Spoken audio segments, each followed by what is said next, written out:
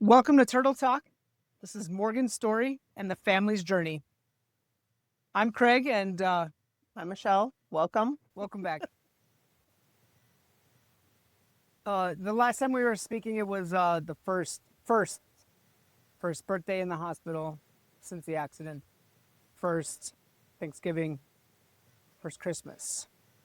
So I want to just ask, what do you get Morgan for Christmas in this I, you know, newness? Great question because we struggled with that. Like even with her birthday, what do you get her? Because you can't get her a video game to play with. New clothes is kind of irrelevant at this point because you have to wear the rehab center clothing.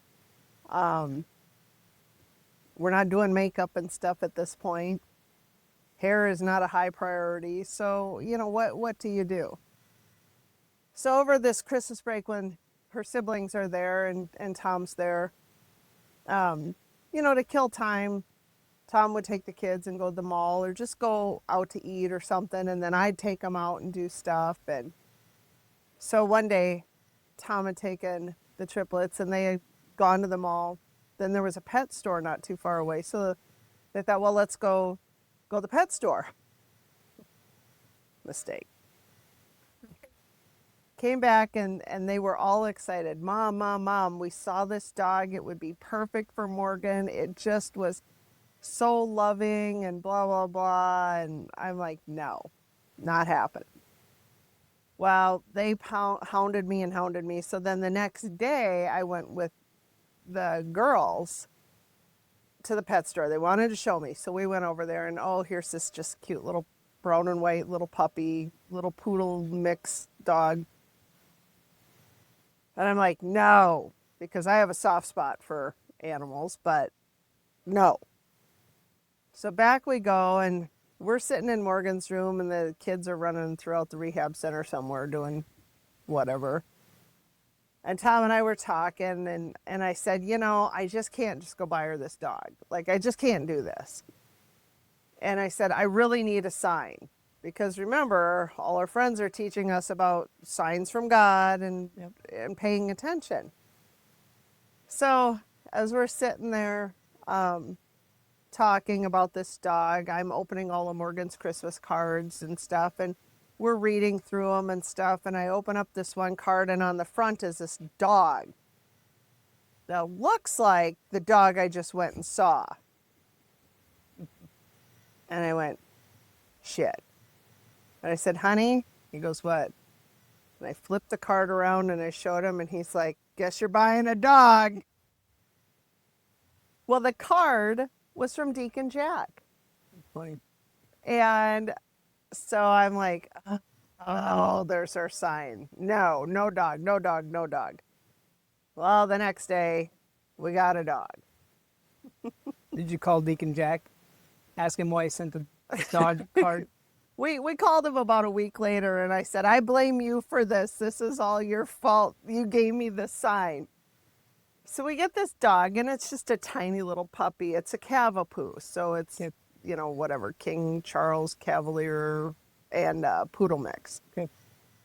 And so he's just this tiny little thing and stuff. So we thought, well, all right, we got this dog. It's cuddled up next to Morgan on her bed, laying right here by her head. It was so cute. And she just got this soft smile on her face and nuzzled into the dog. So we knew this was the right thing to do for her. And anyhow, now we have to name this dog. So this became a thing in speech the rest of the week, is what to name this dog. And we'd come up with different names, and we'd ask Morgan, do you like this? Do you like that? And she'd indicate yes or no. And all of them were no. Every name was no. And we're getting to the point where it's getting to be the end of the week. We need to name this dog. What are we going to call this dog?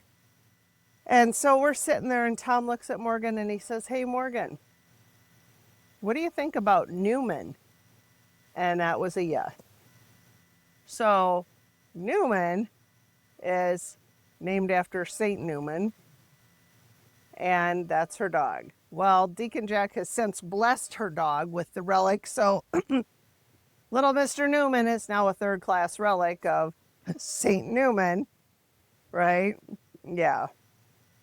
The spoiled brat. Yeah. So we kept Newman at the hospital with her. We take the dog home to the house with us in the evening so nobody would have to watch it. But during the day, Newman went everywhere she went, to therapy. He'd lay on her lap and in her wheelchair and stuff, and she'd take her hand and she'd try and rub him like this. It was really Oh, cute, that's actually. awesome. So we got to see a lot more hand movement as she's trying to pet the dog with her curved, and nobody really had a problem with it. None of the therapists did. Newman had this nice little carrying bag that he'd take a nap in during therapy. It worked out well until administration got a hold of it and said, always think of that movie, The Goonies. Did you ever see the movie The Goonies? Oh, absolutely. Where that the mom of the two criminals and she's walking down the hall, right? That's how I felt every time administration was coming towards us. Was here's the criminal mom from the Goonies walking down the hallway, right? Right. So here they come, policy manual in hand. Oh, good Lord. About pets and animals in the hospital. Now, mind you, there are therapy dogs and cats all over in this hospital. Right. There are other people who have their pet cats in their room with them. So it's like, we're still fine in your policy manual. Why do you feel the need to come and bring this to me? Because we're not violating any policies. Right. But, it was just another like manipulating control tactic, right? Like we're the boss and we can tell you what to do. So, yeah, that was very stressful then, because now we have this dog and I can't really send it home because everybody's busy and gone at home. So we still have the dog. We're not violating any policies. But of course, now you're still on pins and needles like, oh my gosh, what are they going to come up with next to get us on with this dog, right? I mean, this is how this whole process with the administration is going, is what's next? Right. Like, you're always on high alert when you see them in the hallway because what's next? Yeah. So we get the dog. Morgan's happy. The staff loves the dog. Nobody's got a problem with it. Everything's good. Let's keep moving. So Tom and the kids left and came home. Well, now it's time. They decided, the therapist, the team meeting. They had this team meeting, which we didn't go to because the one team meeting we went to, we got railroaded at the ICU. And the other team meeting that we went at there, we went to one there, and I just really felt like it was bordering on the same stuff from the ICU. So that's when we said, you just leave us out of everything and talk to our attorneys, give reports to them, they can report to us, and we'll do it that way. So in the team meeting, they decided it's time to start talking discharge, because supposedly there's a whole bunch of things that have to happen. So the first thing they bring up is that, what's her home like? What modifications are you going to have to make to bring her home? And, they were saying that they needed to come to our house and look at it before they can safely discharge her. And at this point, we're like, we already have a plan. So back up to right before Thanksgiving, October. We're going to back up to October just a little bit. We knew at some point Morgan would have to come home. So we decided then that we needed to put an addition on our house. So Tom starts digging for the footings and the foundation, and we come up with a plan that we thought would work. And so through October and November, he's working his tail off trying to get all this ready, trying to get the plumbing dug in, trying to get all that taken care of before snow flies.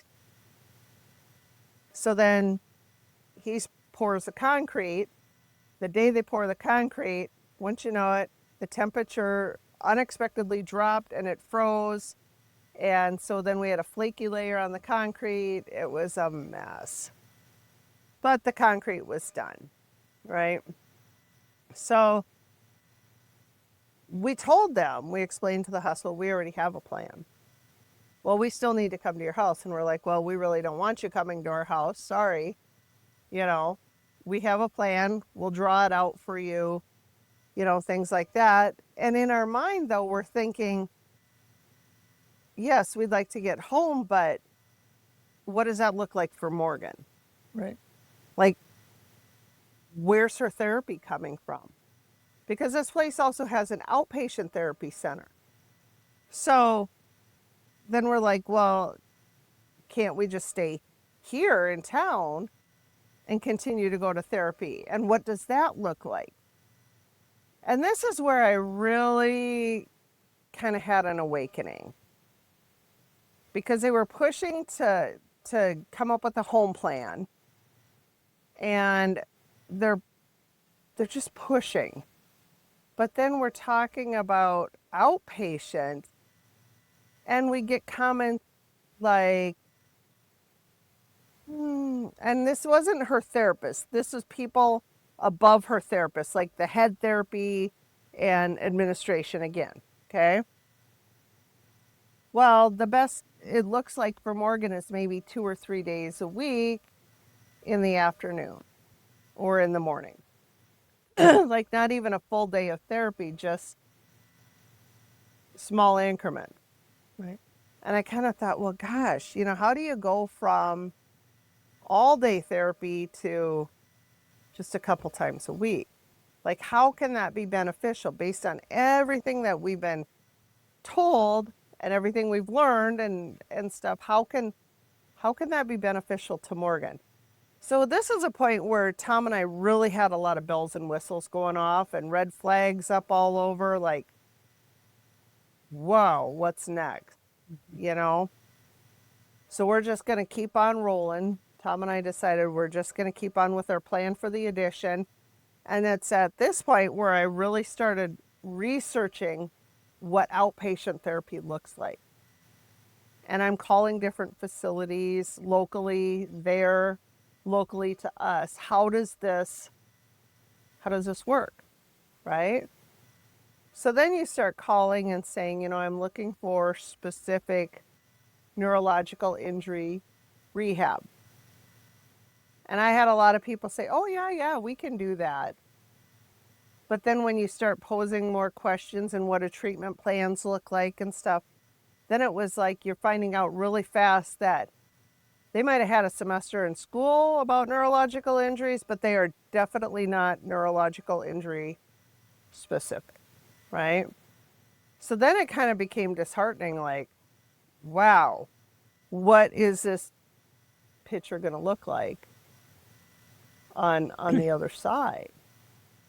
You know, and all the while we're still continuing through our therapies, you know, there, you know, she's got this doctor that comes in and out, and we're trying to ask her, you know, what does this look like? And you kind of get to the point where you can tell who's in it because this is their passion, this is their calling. And then there's just people getting a paycheck. So you learn really quick how to weed those people out or figure out, you know, where they are. So now we're struggling. I'm struggling with, oh crap, what is the next step? And once again, the nursing home rears its ugly head. Mm-hmm. And they want us to go somewhere in Iowa to a facility that handles people like Morgan with a brain injury, and that specialize with, you know, younger people. It's a young person nursing home. And I tell you that that thought just made my gut churn.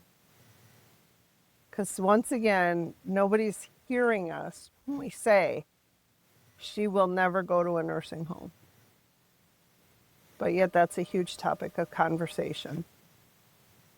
And, you know, there was the push, you need to go look at this place, you need to talk to them, blah, blah, blah, you know. So I called and I talked to multiple different places, but this isn't the path that we wanted for her. Like, I'm not going to go stick her in a nursing home after we've worked so hard to give her rehab to see if she can start doing things and stuff. Why would we just stop and put her in a bed and... Right. And then just see her once a week. Yeah, I couldn't do that. I could not do that. So my husband had a cousin that lived in town there. And she's got MS. So she bought a house that's accessible. So she made the offer that, you know, maybe we could stay with her and then do the outpatient in town there. And so, you know, we went and saw her house and stuff, and it really, I think that might have worked too. But then they wanted to go do a home visit at her place to make sure, and, you know, there's just all these rules to, well, you know, we want to make sure she's going to a good place and things, which that I get. Everybody needs to protect the vulnerable, you know, and so all these options are like, and what do you pick? What do you do? When in my heart, the only option was she needed to be with her family at home. So how do we accomplish that? Which we had started by starting an addition on her house. Oh, that was interesting. But, you know, so we had lots of discussions with the cousin, and she came and visited with the people, the powers that be that make these decisions. You know, we had drew out the floor plan for what we were thinking. You know, they made recommendations, but once again, at the end of the day, what works for us, Right. you know, and I'm still calling everywhere, and I'm like, oh my goodness. So, you know, then I sat down and talked with one of the on-call doctors, and I said, you know, what's next? How do we navigate this? You know, what supplies are we going to need? What do we need at home? So then all of a sudden those lists start being made. And then it's like, well, how do you get these things? Like, these are all new things. Right. All the supplies and all the things that we're using, medicine, supplies, chucks, all that stuff. How do we get that? What is the process? Like, would you have any idea how to get a wheelchair for your house or a walker for your... I mean, some doctor writes an order, but how does it truly happen? Which that is a whole... Oh, that's a horrible story. But that's a horrible fight with insurance too. It is a horrible fight with them, you know.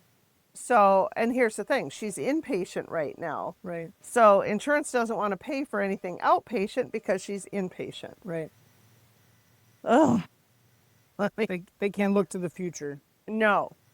Insurance is evil. Yeah. Insurance truly is evil. And, you know, so we're talking to insurance because, mind you, we talk to them all the time. Morgan is still good. She's meeting goals in therapy, in PT, OT, and speech. She's meeting the goals that they want her to meet. They're saying she's good for a month. She's good for a month. She's good for a month. You know?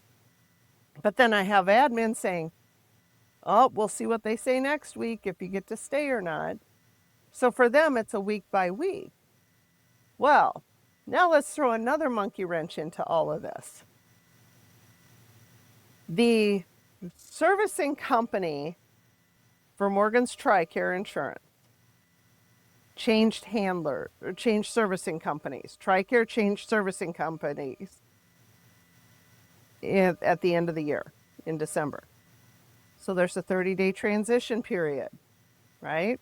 Where it goes from one company to the other company. So what happened was some of the payments were getting frozen.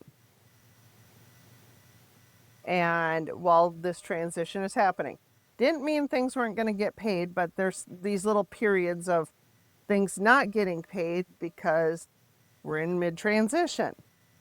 Okay? Everything's still approved. They just haven't got the check yet. So now that rears its ugly head. And we have admin coming down the hallway again saying, your insurance isn't paying, which means Morgan's time's going to be shortened.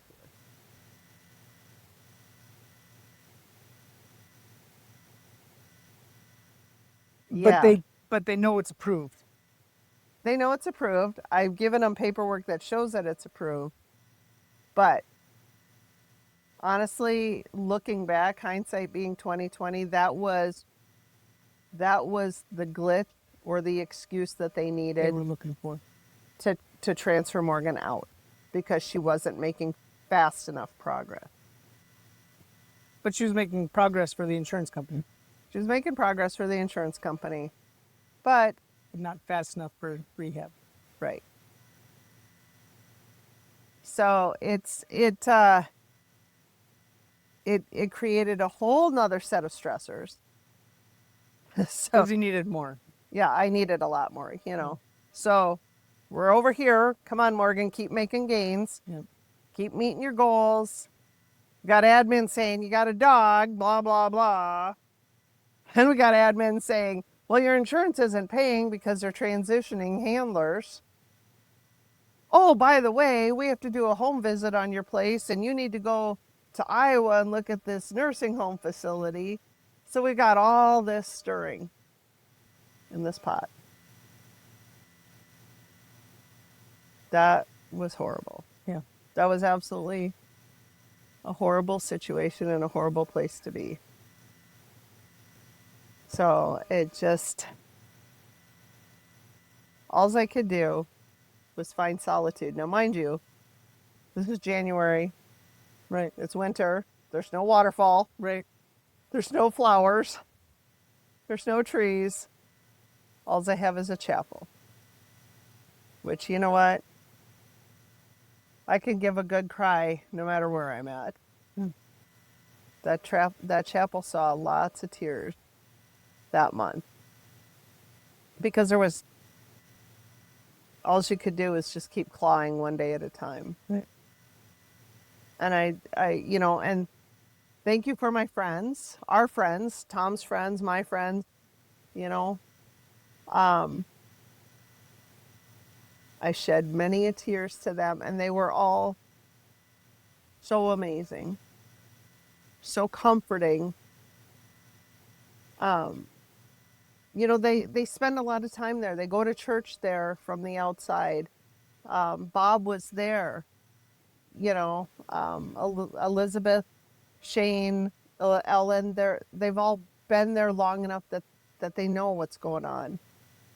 And I really appreciated having all of them to cry to and to give us comfort, and especially just to give us lots of extra prayers, because I tell you what, when you feel pretty hopeless and helpless, that's about the only thing that's going to walk you through. The rest of it is having that cloak around you. I just remember praying and saying, just put a cloak of armor around us and let those arrows just keep ricocheting off, because I don't know what else to do. Right. You know. So once again, it was faith that got us through.